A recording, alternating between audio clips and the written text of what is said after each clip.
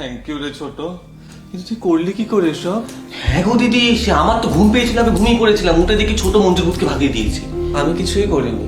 এই গল্পে প্রথম থেকে আমি কোনোদিন ছিলামই না। মঞ্জু মারা যাওয়ার পর বাবলু আর পম্পমের কাছ থেকে বদলা নিতে এসেছিল, কারণ ওর আসামি এরা দুজনই ছিল। আর ও তো সরলার ব্যাপারে জানতোও না, তো সেটার কোনো প্রশ্নই ওঠে না। কিন্তু ও এটা জানতো না যে তার আগে অলরেডি আমার হাতে অ্যাক্সিডেন্টালি বাবলু মারা গেছে। আর ও যখন আমার হাত ধরে আমাকে ভিশন দেখানোর চেষ্টা করলো, তখন প্রবাবলি ও আমার মেমোরিজ কন্ট্রোল করে এটা জানতে পারলো যে বাবলু মারা গেছে।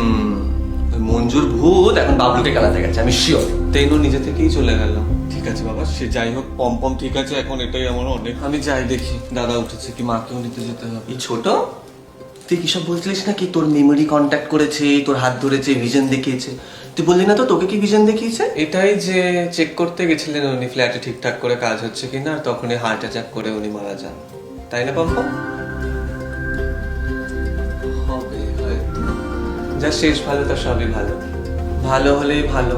আমি যাই, ভাত বসাই, রাবণের গুষ্টি গিলবে তো সব।